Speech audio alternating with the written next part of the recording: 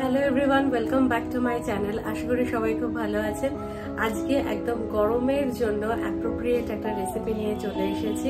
গরমে তেল মশলা যত কম খাওয়া যায় ততই কিন্তু আমাদের শরীরের জন্য ভালো। তো সামার স্পেশাল একটা রেসিপি, যেটা হলো মাছের ডিম। মাছের ডিমটা আজকে আমি বানাবো সজনের ডাঁটা এবং আলু দিয়ে। একদম খোসা শুদ্ধ আলু, সজনের ডাঁটা দিয়ে মাছের ডিমের একটা পাতলা ঝোল। অসাধারণ হবে কিন্তু খেতে। তো চলুন আজকে রান্নাটা কিভাবে করছি সেটা দেখে নেওয়া যাক। তো আজকের এই অসাধারণ রান্নাটা করার জন্য আমি নিয়ে নিয়েছি মাছের ডিম 250 গ্রাম, আর এখানে নিয়েছি সজনের ডাঁটা।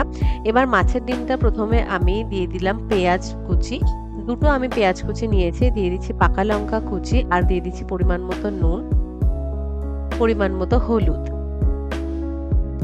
এবার দিয়ে দেব অল্প একটু গোটা জিরে, আর দিয়ে দিচ্ছি সর্ষের তেল। এবার খুব ভালো করে মাছের ডিমটা ভালো করে মাখিয়ে নিতে হবে।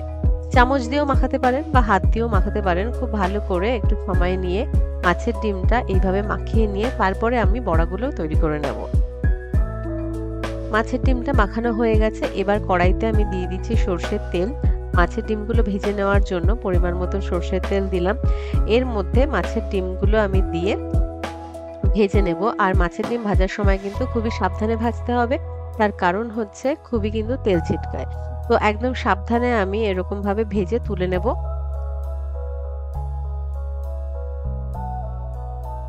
এক পিঠ ভাজা হয়ে গেছে, তো আমি এইভাবে উল্টে দিচ্ছি।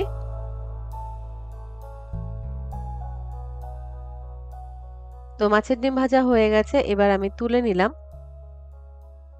এবার কড়াইতে আমি একটা মশলা তৈরি করে নেব। 1 চামচ জিরে, 2 শুকনো লঙ্কা আর 1 চামচ রাঁধুনি। এটা দিয়ে শুকনো খোলায় ভালো করে নাড়াচাড়া করে যখন রংটা চেঞ্জ হয়ে যাবে, এই যে রংটা চেঞ্জ হয়ে গেছে, এবার এটা তুলে নিয়ে বেটে নেব। তাহলে কিন্তু আজকের যে রেসিপি তার জন্য এই মশলাটা আমাদের তৈরি হয়ে গেল।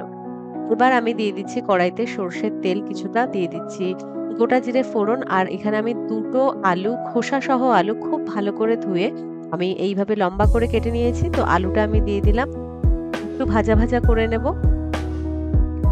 দিয়ে দেব পরিমাণ মতো নুন,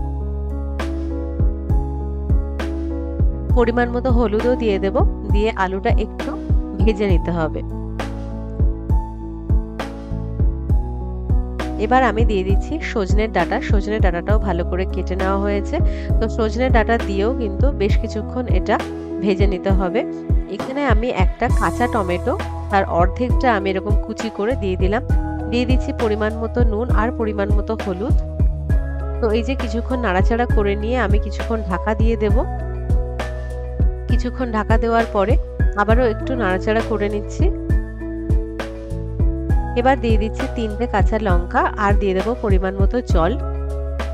জলটা একটু বেশি পরিমাণে দিতে হবে, কারণ আজকের রান্নাটা কিন্তু একটু ঝোল ঝোল থাকবে।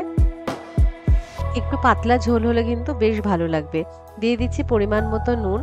কিছুক্ষণ আমি ঢাকা দিয়ে দিলাম। আলু সিদ্ধ হয়ে গেছে। এবার আমি যে মশলাটা তৈরি করে নিয়েছিলাম তার থেকে 1.5 চামচ আমি দিয়ে দিচ্ছি। এবার আমি দিয়ে দিচ্ছি 1 চামচ কালো সর্ষে বাটা, দিয়ে ভালো করে আমি নাড়াচাড়া করে নেব। দিয়ে দিচ্ছি ভেজে রাখা মাছের ডিমের বড়াগুলো। তো রান্নাটা আমাদের প্রায় শেষের পর্যায়ে। এবার খুব ভালো করে এটা ফুটিয়ে নিতে হবে, ঢাকা দেওয়ার কোনো দরকার নেই। একটা আলু আমি তুলে নিয়ে একটু এটা চটকে নিয়ে আমি আবার দিয়ে দিচ্ছি, তাহলে ঝোলের যে কনসিস্টেন্সি সেটা কিন্তু দারুণ হবে। তো আজকে এই যে গরমের স্পেশাল আমাদের মাছের ডিমের পাতলা ঝোল সজনে ডাঁটা দিয়ে রেডি হয়ে গেল। নামানোর আগে আমি একটু কাঁচা লঙ্কা চিড়ে দিলাম, গন্ধটা দারুণ হবে আর ঝোলটাও কিন্তু সুন্দর লাগবে খেতে। তো আজকে গরমের স্পেশালি রান্নাটা আপনাদের কেমন লাগলো অবশ্যই জানাবেন। তো বাড়িতে অবশ্যই একবার এইভাবে ট্রাই করবেন, আর আমাকে কমেন্ট বক্সে অবশ্যই জানাবেন আজকে রান্নাটা আপনাদের কেমন লেগেছে। খেতে তো দুর্দান্ত হয়েই ছিল, একদম গরম স্পেশাল কম মশলা দিয়ে রান্না, যেটা আমি সবসময় প্রেফার করি। আশা করি আপনাদের ভালো লেগেছে। যদি ভালো লেগে থাকে তাহলে ভিডিওটিকে লাইক করবেন, শেয়ার করবেন, আমার চ্যানেলটিকে সাবস্ক্রাইব করবেন। এইরকম আরো রান্নার সাথে চলে আসবো পরের ভিডিওগুলোতে। সবাই খুব ভালো থাকবেন।